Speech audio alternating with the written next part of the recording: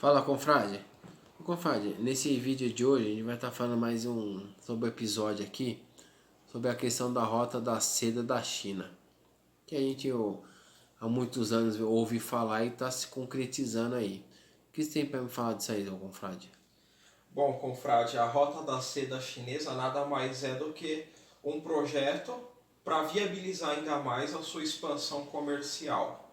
Então, a China ela vai expandir via ferrovias, portos e rodovias a ligação até a Europa. Muitas das vezes a ligação preferencialmente por terra, não é? Então, para isso ela precisa fazer investimentos nesses países que são pobres e não vão fazer esse tipo de investimento. Ô confrade, aí você citou uma situação interessante, país pobre, né? Então você pega ali essa rota ali, você pega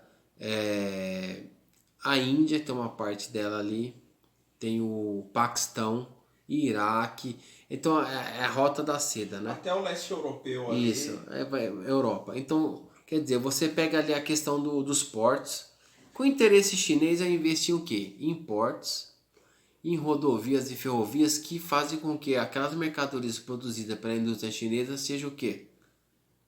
Para distribuir a Distribuição da mercadoria mercadoria chinesa, né? Minas, pontes, autoestradas, siderurgias, centrais termoelétricas a carvão.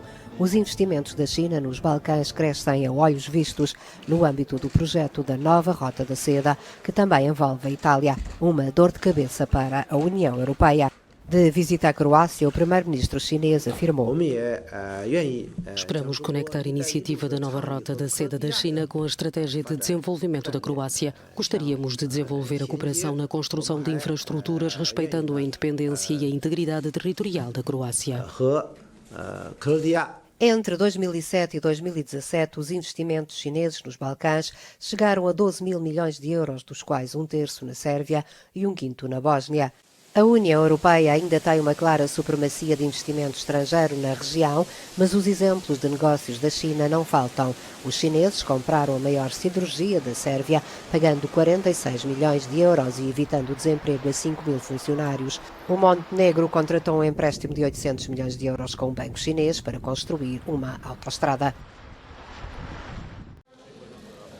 É a chamada nova Rota da Seda e não reúne consensos na União Europeia, mas este sábado a Itália foi o primeiro Estado-membro e país do G7 a assinar o memorando de entendimento com a China.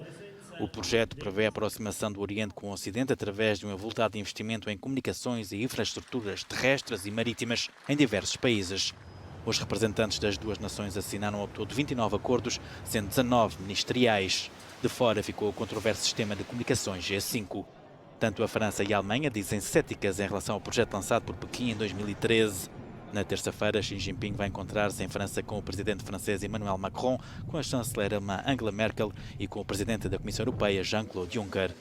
Na semana passada, a União Europeia publicou um plano com 10 pontos em que sublinha que a China não é apenas um parceiro comercial, mas também um rival. A chamada Belt and Road Initiative já teria o interesse de países europeus como a Grécia, a Hungria, a Polónia e Portugal. Da Grécia, Nikos Dendias, expressou melhor quando disse que a China veio e investiu na Grécia quando outros ficaram de fora. E é por isso que a Grécia vendeu uma participação de 51% do controle do porto de Pireus para a COSCO, a empresa de transporte marítimo da China, que já mencionamos no vídeo passado, a qual é uma empresa estatal chinesa. O governo grego, inclusive, irá repassar mais 16% do controle do porto para a COSCO em 2021, fechando assim 67% de participação da COSCO no porto. Isso é muito importante, porque essencialmente esse porto atua como um centro de distribuição para uma rede que se estende por toda a Europa, Ásia e África. E agora este centro é controlado pelo governo da China, e isso é apenas parte do plano da China de assumir as rotas comerciais e portos do mundo, investindo pesado em infraestrutura em países africanos.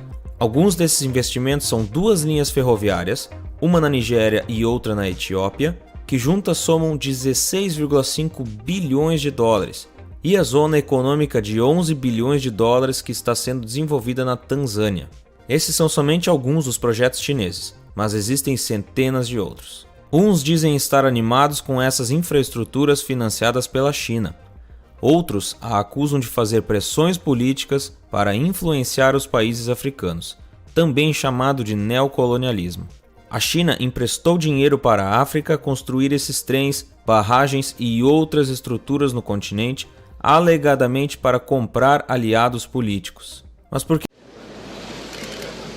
A China acenou e vários dirigentes mundiais, como o presidente português Marcelo Rebelo de Sousa ou o russo Vladimir Putin, responderam ao apelo, deslocando-se até Pequim para falar nos caminhos da nova Rota da Seda. Foram anunciados acordos na ordem dos 60 mil milhões de euros, maioritariamente infraestruturas espalhadas um pouco por todo o mundo. Um exemplo, a Huawei vai abrir um mega centro de dados no Quênia e o aeroporto de Nairobi vai ser desenvolvido. Para que isto aconteça, salientou o presidente chinês, é preciso combater o protecionismo.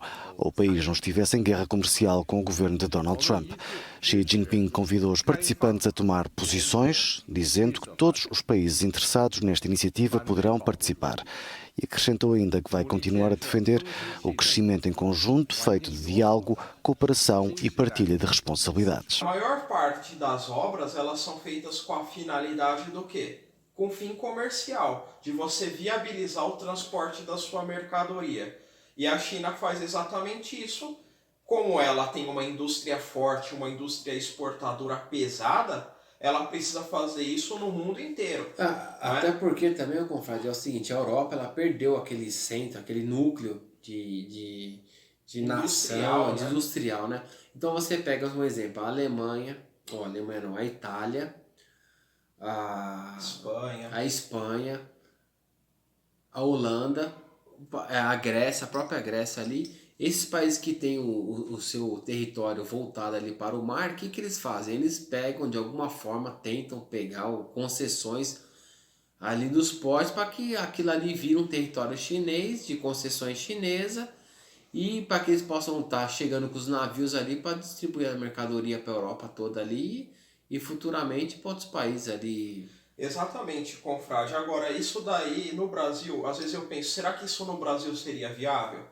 Porque quando no governo do PT, acho que foi no governo Dilma, né, que foi construído o porto em Cuba, a população brasileira inteira não, né? Boa parte da população falando que isso daí está fazendo obra no outro país enquanto falta obra aqui. Parece que está sobrando dinheiro no Brasil, porque não tem limite a generosidade do governo para com os estrangeiros.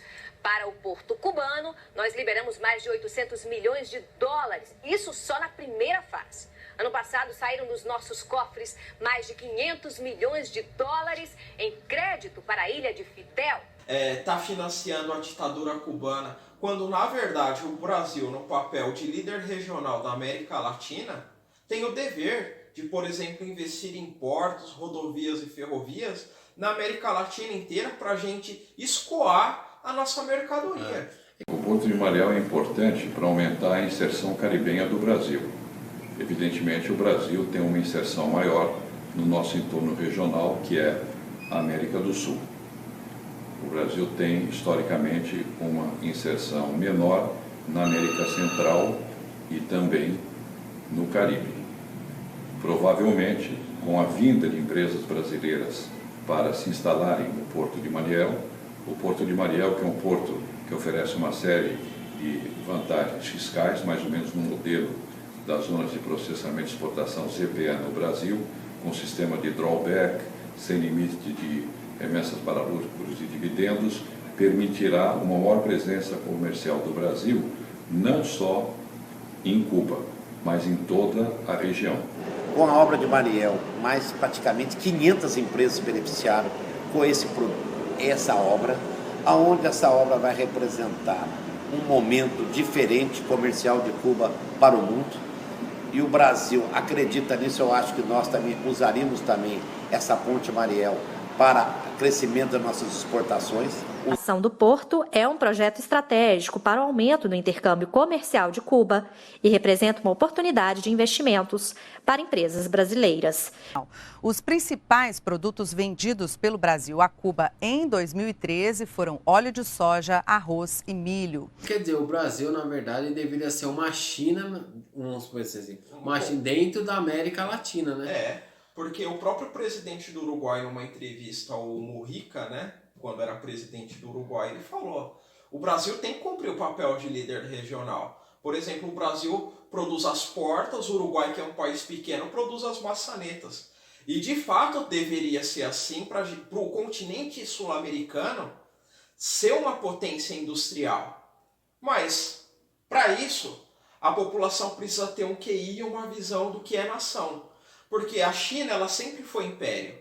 A muralha da China está lá há muito tempo porque ela já foi império. O Império Chinês, ele foi muito forte. Então a população chinesa, embora tenha nascido num período onde o reflexo da China era o quê? É plantador de arroz, ela carrega ainda no seu inconsciente aquela ideia de que eu já fui um império. Então quando chega um governo com um projeto nacional, que é o que chegou ali após a Revolução Chinesa, a população compra esse discurso e ninguém fica bravo porque vai investir numa ferrovia no Paquistão. E a China tem muito disso, né? De investir nessas rodovias no Paquistão, no Iraque, em outros lugares. Mas a gente vai estar tratando disso em outros vídeos, né, confrade? Hoje foi mais uma introdução. Se inscrevam no canal para acompanhar os próximos vídeos e estamos juntos.